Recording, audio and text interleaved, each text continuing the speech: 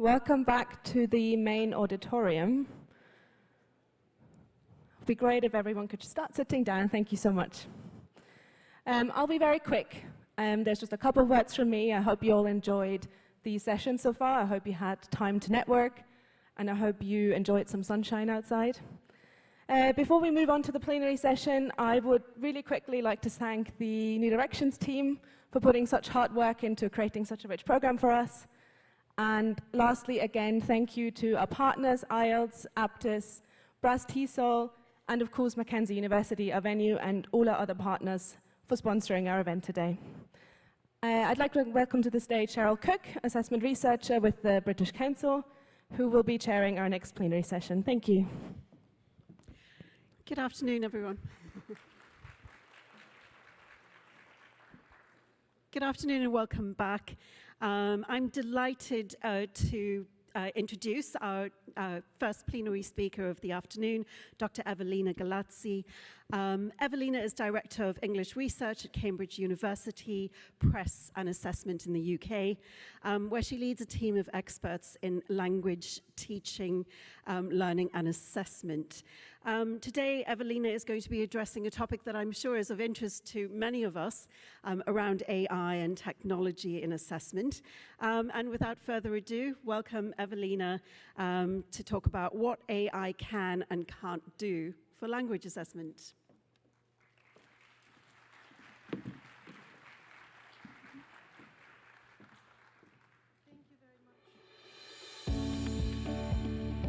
I don't know, is it working now? Thank you very much, Cheryl, for this introduction. It's always a little bit awkward listening to yourself being introduced. Boa tarde, everyone. How are you today?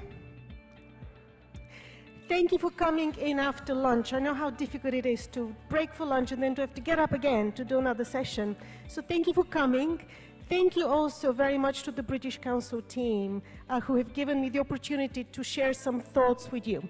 So, as Cheryl said, a topic that is quite close to a lot of us because we're dealing with it on a daily basis. So, I'll focus on language learning, teaching and assessment in the era of generative AI. This will be the topic, but I hope to go broader than that and also to go very narrow in terms of broader issues to do with society and very narrow issues to do with what happens in classrooms. Well, learning is changing. This is one learner. This is me. When I was 6 years old, that's when I started learning in my native Bulgaria. That's where I was born, so I became a language learner very early on. And this was actually the textbook I used when I was 7 years old. Very old. It's the actual textbook that I found in my bedroom a few years ago. English for children. It was not communicative in any way, and we followed page 1, then page 2, page 3, and so on. Now, I was a learner many years ago, and my book is no longer really the books that we use. So these are the learners of today. These are the learners that you are teaching in your classrooms. Of course, there are the learners, but this is the main generation that is now in their teenage years and young adults. Generation Z and Generation Alpha. Now, the Zs were born between mid-1900s and mid-2000, and the Generation Alpha were born after 2005. The unique thing about these two generations, and especially Generation Alpha, is they were born along with iPhones, iPads, and applications. They don't know, nor can they imagine life without this technology. They're not afraid of technology. So the Generation Alphas, they were born from 2010, which is when the iPad, which is when Apple debuted the iPad. So this is the generation that is really that we're working with. And this is the generation that is, I think, mostly impacted by this amazing new technology that was released 6 months ago.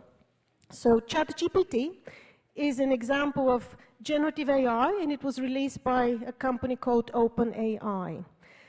It came out on the 30th of November 2022. It's very powerful technology, and it's very widely available. This is what makes it unique. We've had AI until then, A lot of our phones and a lot of the things we did were based on AI, but the difference here is that this was widely available for the first time. Now, what actually is ChatGPT? Well, it's an AI model, it's a large language model, and AI models are actually evolving. So there's a very crude distinction between predictive models and generative models. Predictive AI models can identify something. So for example, if you give a model photographs of animals or photographs of anything and say, identify the dog, the AI would identify the dog. If you give it a learner script, something that a learner has written, and put it through AI auto-marking model, and say, classify this against the CFR, for example, or against a pass-fail criterion, they would classify it. So they would say, I think this is an A2, or this is a C1. They can also find information on the topic. You can go into Google and say, I want information on the history of Sao Paulo, and it would send you to websites that give that information.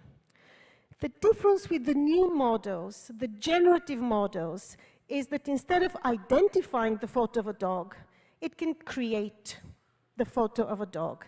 It can create a dog of any kind you want, a dog with wings, a dog that is pink. It can even create a video of a pink flying dog. Instead of just classifying a learner script, it can actually write a learner essay.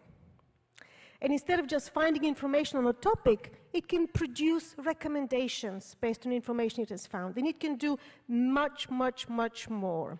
So that's a fundamental difference between the AI models now, generative AI models, compared to the more traditional models we've had so far. So let's take a look at ChatGPT. This is from their website, and I'm using this because it's the first one, but there are other large language models out there. So there's Bard as well, but I'm using this just as an illustration. So you can go into ChatGPT and give it input. So it works with instructions from you.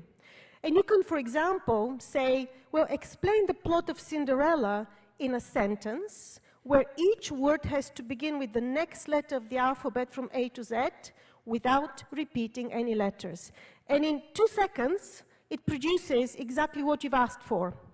Synthesized plot of Cinderella with every letter, including X, Y, and Z.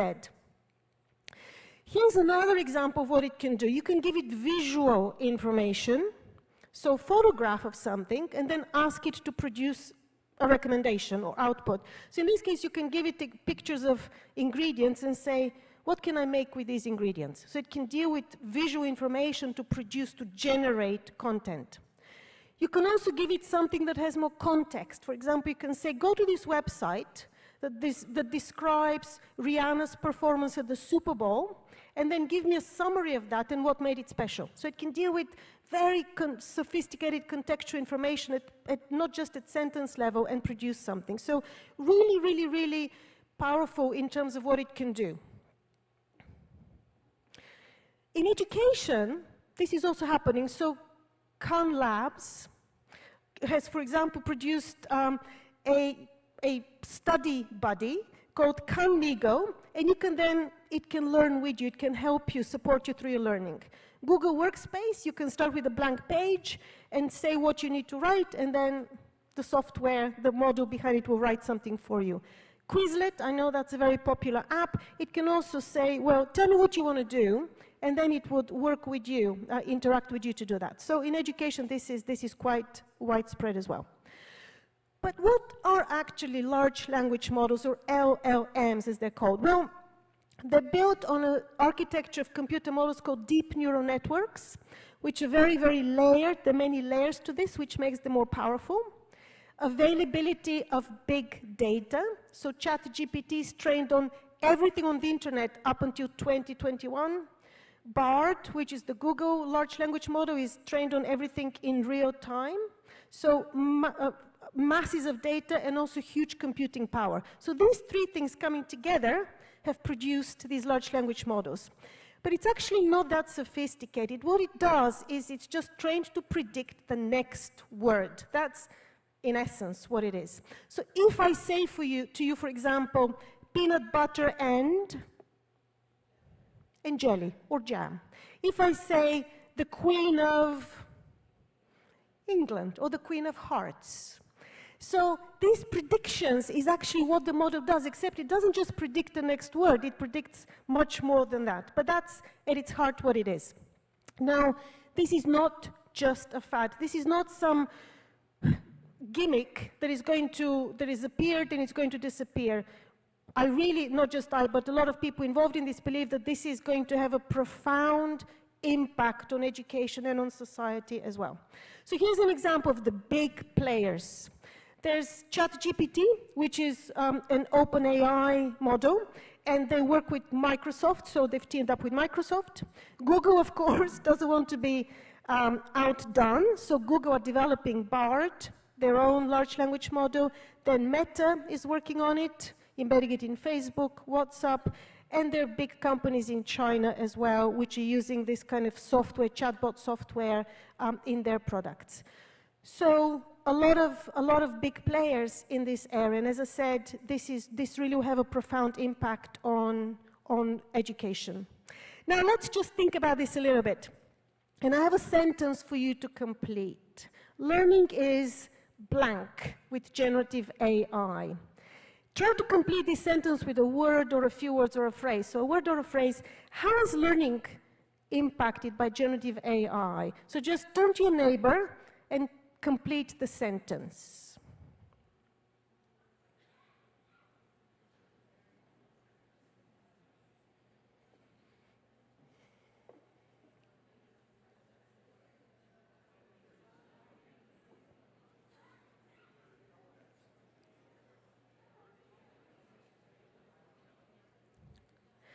Okay, so give me some of the ideas you had to complete the sentence. Just shout them out.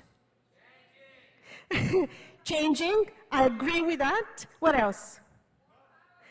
Fun, learning is fun with AI. More powerful, what else? More challenging. Enhanced. Anything else? A lot of positives, actually. One option to finish it that came to my mind is learning is going to disappear with generative AI. Okay, so let's think about its impact on this. So should we be excited about these incredibly profound developments? Well, there are many opportunities for education, but also for language education. So one of the main strengths of this technology is content creation at speed and at scale. So it can create reading materials for you, listening materials, videos, as I said, very quickly and as many times as you want it. And that, of course, is incredibly valuable for teachers, for people involved with materials development of any kind. It can also be a study buddy. In other words, it can work with individual learners to provide more personalization in their learning pathways. And we know from research that anything that is more targeted to an individual's needs, to their proficiency level, is more effective. So that's another very important strength of this technology. It can also be a teacher's assistant. It can help with creating lesson plans, worksheets. It doesn't replace the teacher. You still have a role, but it can just create that initial draft that you can then work with. Creativity is another very significant strength of this technology. It can create new images, new text, audio, video, things that have not existed before. It can create. And if you play with these large language models, it is amazing how creative the output can be. And also new skills. I think that's an opportunity for us. Just like technologies in the past have pushed us to really rethink what education is, this technology will make us create new tasks, new success criteria in education, in learning and in assessment. So lots of things to be excited about, but should we be worried about these developments? Well, yes, actually. There are many concerns and many risks. Just like with any new technology, we get both sides. So it's about optimizing the strengths, being aware of the risks, and controlling them. So one of the big concerns is that ChatGPT and other large language models produce inaccurate content. It's called, the technical term is digital hallucinations. So when you put input into the large language model and it gives you something back, it is very coherent, it is very sophisticated in some cases, it sounds very confident, it is human-like. So it is very easy to assume it is all accurate, but actually that's not the case. It can make up research that was never done, for example, so it can really, really create inaccurate content. A step further from inaccurate content is it can create biased and inappropriate content. So from something that is just a mishap that is maybe funny to deeply harmful content as well. Test cheating. For all of us in assessment, this has become a big concern because this is software, this is technology that can help students cheat at their tests. So both in coursework context and also in invigilated assessment context, it is also possible. So distinguishing something that is human-created and AI-created is becoming a major area of work actually here. Intellectual property and copyright, that's another concern, because currently there's no attribution to the original. So if ChatGPT gives you, let's say, I don't know, a summary of quantum mechanics, let's say. It uses a lot of content that others have created, and then it just uses it as its own. If then you as a teacher take that and make some changes to it, or we as test publishers or learning materials take it as make some changes to it, whose intellectual property is it? Is it the original? Is it OpenAI and ChatGPT? Is it ours? So very, very complex area for us to be working on. Another risk is that if we don't institute education reform, which is not just superficial but fundamental rethinking of what education should focus on, if we don't do that, then the learners will just become second-rate computers. Because there's some things that the computer does much better than us. So we have to focus on learning and teaching the other things that the computer doesn't do so well. And another risk is something that AI specialists call emergent properties. Now, an emergent property is when the large language model self-teaches itself. An example comes from BART. So BART, this is the Google large language model, learned Bengali. It could respond to prompts in Bengali without having been trained with that language. So this is really unnerving, actually, if this black box teaches itself things that it hasn't been trained to do. So quite a lot of opportunities, but also concerns and risks for us to consider. And because of that, I just want to kind of go broader here, more expansive, to look at what's happening on a societal level. Sam Altman, who is chief executive of OpenAI, the makers of ChatGPT, this is something that happened a week ago. He called for the US to regulate artificial intelligence. Now, there's nothing inherently worrying about this. Many things in our life have to be regulated. Electricity is regulated. Flying, air flight is regulated. Organic food is regulated. But he's saying this is so big that we need to have that level of policy involvement to regulate it. Italy, when ChatGPT was released in January, they banned the use of this large language model because they had concerns with data privacy. Now they've made it accessible again, but this was banned in the whole country. And Tristan Harris, who is associated with the Center for Humane Technology, he has a few videos in which he calls out some concerns with the use of these models. So there are quite a lot of alarm bells ringing to say we need to be aware of the risks. In the education field, I'll give you two examples. One is from the New York City administration. They blocked the use of ChatGPT in its schools. in January. So they said this is officially something that cannot be used because it can be used for cheating.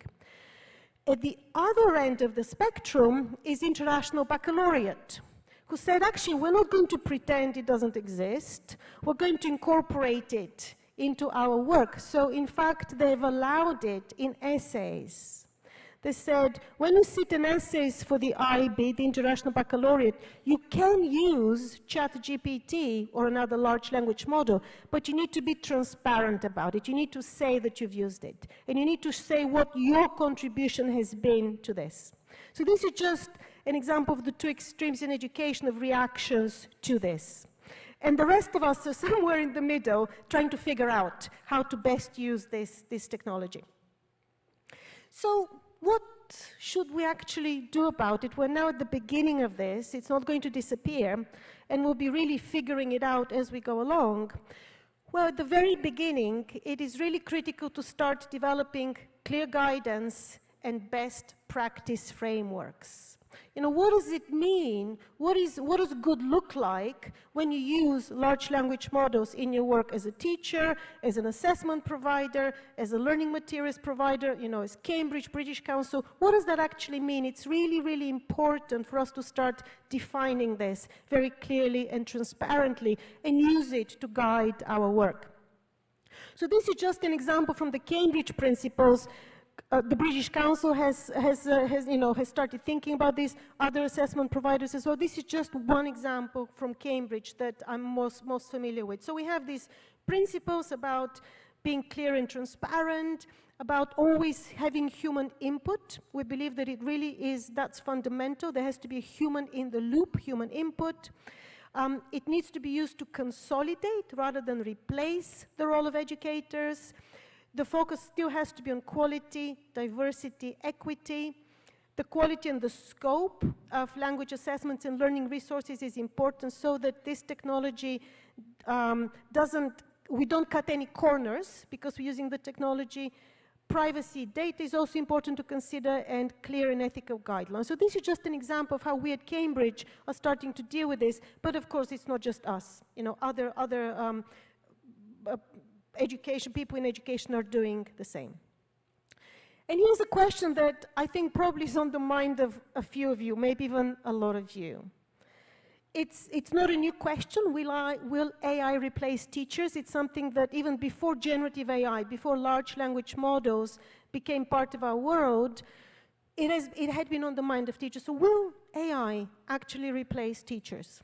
Well, I don't know what will happen. I don't have a crystal ball, but I'm fully convinced, and not just myself, but many other educators that I speak to, that the answer to this is no. AI will not replace teachers because it cannot replace the social and emotional aspect of learning. And that's the magic of teaching. That's something that happens in your classrooms when things go well. That's something that the machine cannot do.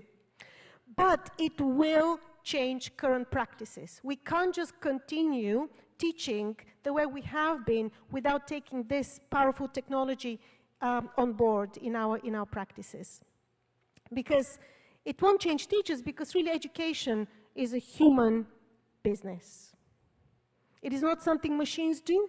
Kids don't look up to computers. They don't have computers as role models. It's a human business. There is an emotional and social side to it alongside the cognitive, alongside the development of knowledge and skills. And this is a really nice quotation from Philip McRae, who is a Canadian educator and scholar. He said, "High-quality learning environments are deeply relational, humanistic, creative, socially constructed, active and inquiry-oriented." This is something a human teacher can bring to this process, not something the machine can do on its own. The machine can clearly support, it can provide a lot of useful ingredients, but the teacher, the human teacher, is the one who brings this into action. And I think this is going to really push us to reconceptualize what human intelligence is. As I said, when you give ChatGPT a prompt, and then it produces output that is very human-like, we might be tempted to think this is as good as human intelligence, but actually it is not. It's only artificial intelligence, which is quite limited. So here are some definitions of intelligence from, the first one is from Harold Gardner. So he talked about 5 different minds, which I think is a beautiful way to describe this. So disciplinary, synthesizing, creating, respectful, and ethical basically describes different kinds of intelligence, not just the one that is focused on knowledge about a discipline, that's the disciplinary, but many others which have a social aspect, emotional, critical thinking, and so on. This is another approach to intelligence by Professor Rose Luckin. She's a expert in education technology, a British scholar, and she talked about 7 kinds of intelligence. Academic is the disciplinary, that's knowing about a subject, and then there's 6 others, including being able to regulate motivation, social environments, and so on. And she says that AI currently only contributes to academic intelligence. AI has little to offer to other areas of intelligence. So as teachers and as people involved in education, this is what we need to remember. AI is very limited. It cannot come close to what HI, human intelligence, can do. And this is another good quote from the Financial Times from 6 years ago, before generative AI, but it's still really, really valid for what generative AI is pushing us to do. So the Financial Times said, the AI challenge is about building skills that AI cannot emulate. These are essential human skills such as teamwork, leadership, listening, staying positive, dealing with people, and managing crisis and conflict. And I love the way they've described the skills that AI cannot emulate. So as teachers, as educators, this is the area we need to be putting our effort.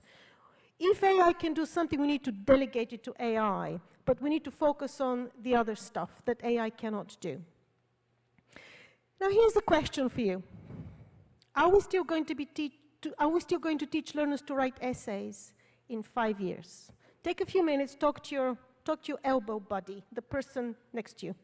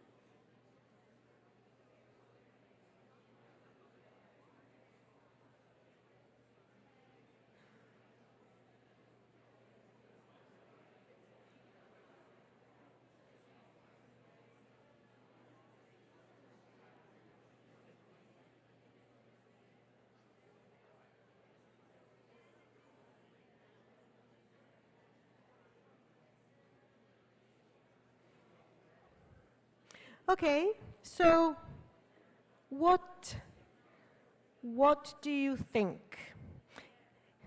Okay, I have a yes. Can you tell us a little bit more? Sorry that you don't have a microphone. Are there any microphones down there that we can? Thank you so much.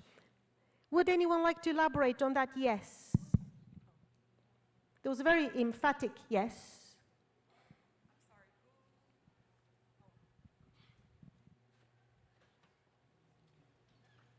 Anyone? You're a shy audience. There's a hand there. Thank you. Yes, I guess so. I hope so, because we need to tell ChatGPT what we are looking for so that we are able to build it better. Okay, so you think it will still be an important skill, but with ChatGPT perhaps? Well, with any kind of AI, I think we can get ideas from it. Yeah, okay, but we'll still be asking our learners to write, let's say, a 5-paragraph essay. Okay, any other thoughts, any other things that you shared as you were talking? We had a conceptual question on top of this question. Okay.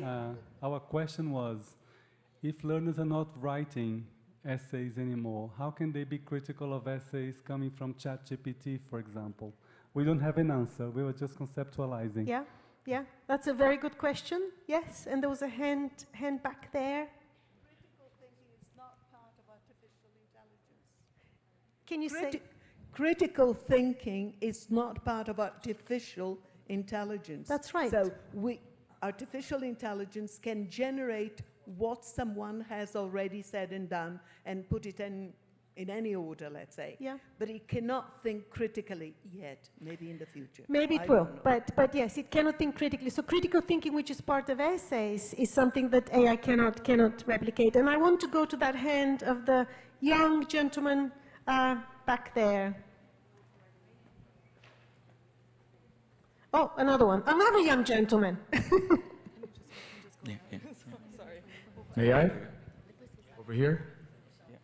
Go for it. Go for it. Okay. Should I go? Okay.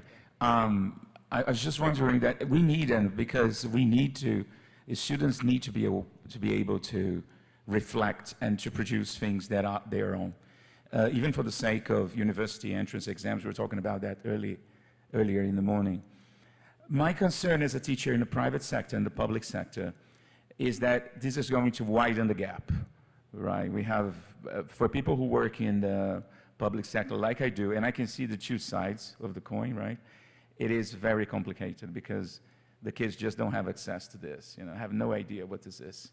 And so it's very true. My hope is, and maybe I'm an optimist, but my hope is that this will perhaps allow us to have a little bit more diversity in how it's being used and more accessibility to this technology, because it is so widespread. But you're right, unfortunately we've seen with the pandemic, for example, how that gap became wider when we're relying much more on technology. Yeah, it's something that we have a responsibility to influence as far as we can, if we can. Yeah. And one more, I really want to get you, because you had one of the first hands. Can we have the microphone, please? Thank you. Just over here, and then we will move on. So are we still going to teach learners to write essays in 5 years? Well, as a student myself, I think so, yes. We will still be teaching how to students to write essays, but I think there will be, in part, a disconstruction on the way that we teach essays. Aside from just, most times essays are taught, they're mostly, write about the topic that was presented to you by your teacher. But there isn't a lot of conversations about the way, why do we write? What is the fundamental structure why we write essays? And I think that part is important, because that part is structurally about how we teach language. It's important to understand, and it uses that critical thinking skills that only humans have. So I think it will be more humane, it will be a more structure, it will be a teaching model that is based more on the structure of reading and why we write, instead of just writing a topic just for the sake of writing a topic. Yes. I don't know if that made sense. Yeah, thank you. I think that's always the most important question to ask. Why are we doing something? And the idea of critical thinking came up. So actually, it's not about writing an essay. The essay is just a proxy. It's a proxy for something else. The essay is a proxy for critical thinking skills. It's a proxy for organization. It's a proxy for developing a story. And yes, we will still be doing that, because those are important skills. Maybe not through a 5-paragraph essay, because the machine can write a 5-paragraph essay, but maybe through improving that 5-paragraph essay, making it different, making it better, through your own involvement as a learner. Evelina, we do have another reflection from the gentleman over here. I'm so sorry. I just wanted to share an experience. I'm here with the language department here at Mackenzie University, and we teach courses in different languages, and we also provide examination-based internal and external exams, and we work with companies and company linguistic certification for promotion inside the company, and possibly for the company to send the employee abroad. And something that we have been noticing is that lots of employees in these companies taking the test, they have been taking the question and the writing, and then placing it in ChatGPT that produces an answer. They do the test usually at home, and then they copy-paste this essay into our platform and send it to us. And then we have been screening that, and I myself, personally, I have done the same thing. Taken the question, put it in ChatGPT, and compared the two versions, and they are always almost like the same version. And then this posed a question for us at the department, and what we have decided to do is to sort of not ignore the writing, but mark it down and take the speaking, because we also have the speaking interview, and score it higher, weigh it higher. Yeah. So that's a really, really, really good example, actually, yes. It's very difficult, depending on what question you ask, it's difficult sometimes to distinguish something written by a human and something written by technology. So we need to become better at asking the right questions. But also, you're right, maybe the way we're going to develop our approach to education is by giving speaking more prominence. Yes, so maybe oracy, the idea of speaking skills, might become more important as a set of skills to develop compared to writing. You're right, that could be a change. It could be a change. Now, thinking this question, I've been reflecting myself, and I think of it as the calculator moment in language education. Now, the calculator is a very widespread little device. It's not sophisticated technology, but it automates some of the maths questions that we have to deal with. And even though the calculator exists and every child pretty much can have one, we still teach children in primary school the times tables. They still have to learn 7 times 9 and 6 times 5, even though this little device next to them can do it for them with the push of 2 buttons. We do this because those skills of maths fluency and understanding why this is important is still part of our curriculum. So for me, I think something similar might be happening in education. In maths, there's still these old skills are still important. We still teach kids the maths multiplication table. But also, new approaches to maths have emerged. Maths teaching, learning, and assessment. Now you can take a maths exam without a computer and a maths exam with a computer.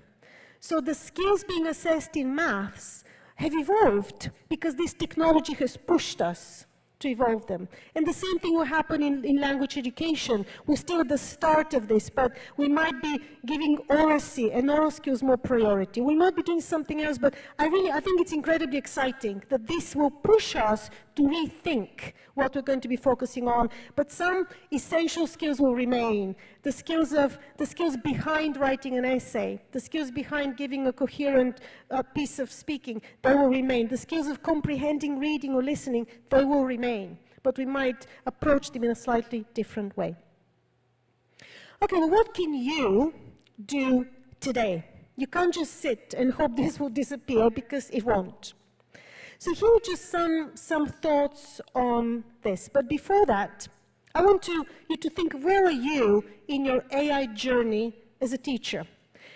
And I thought carefully, considering how to ask this question. I chose the word journey on purpose, because this is a journey. We're just starting, and you'll be developing skills to deal with this technology as you go along. So where are you in your AI journey as a teacher? On a scale of 1 to 5. Are you in the awful end, or are you in the pro, which is 5? So just turn to your neighbor and tell them, where are you in that AI journey?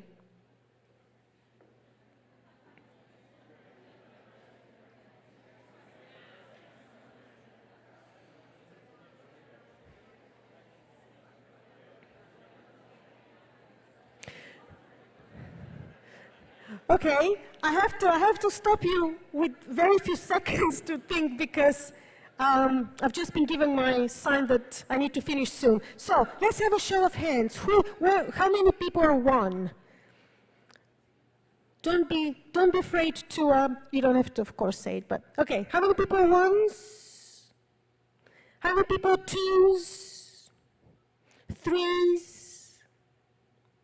4s? Nice. 5s? Yes, we have a 5. Thank you. Most audiences would stop at the 3. But I hope this just helps you focus on this and realize, I need to be developing here. Okay, so I'll skip over this. Teachers' experiences, I'll go through it quickly. Well, teachers tell us through research we're doing at Cambridge now, they use this with the students to ask GPT for a correction, for example. So, they write something, then they ask for a correction, or they correct GPT's responses, and actually they really get engaged because they're trying to prove that AI is right or wrong. And also teachers are saying human contact is more motivating than dealing with the machine. So these are just a few snippets of a few teachers sharing their experience so far. So you, today, need to become AI ready. You need to start working towards that. And I use this phrase from Professor Rose Luckin. I just love the way they're referring AI ready. That means you need to understand what AI can and cannot do. You need to use AI as your collaborator. Really, really let AI do the things it's good at and leave space in the classroom for the things it cannot do, which is the social-emotional aspect of learning. Delegate. Some of you work to AI and learn together. We're all starting. Learn together with colleagues, with students, with your children, with anyone that you can really, really get some insights from.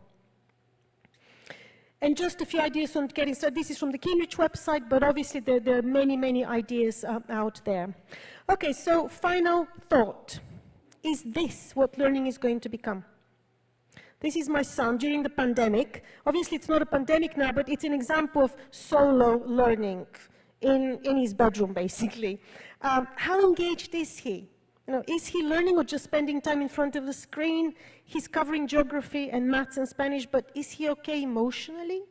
How is he going to develop collaboration communication skills? So he has 2 screens in front of him, the computer, his phone. Is this what learning is going to become? Just, a solo experience? Or is this still going to hold value? Learning as a social activity. And it is our responsibility to ensure that learning remains a social activity. I would have loved to show you a video from School 21, which is a school in London that focuses on oracy, so development skills to be a successful communicator. Unfortunately, the link doesn't work, but I encourage you, go to YouTube and type in School 21. It is an amazingly inspiring little video of developing communication skills.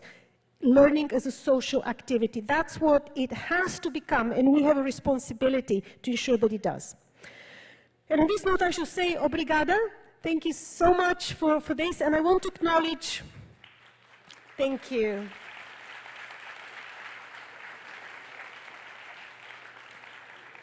And because this is a new area, I used as a sounding board 5 of my colleagues at Cambridge to help me fine-tune some of my thoughts. So thank you so much, guys. Thank you.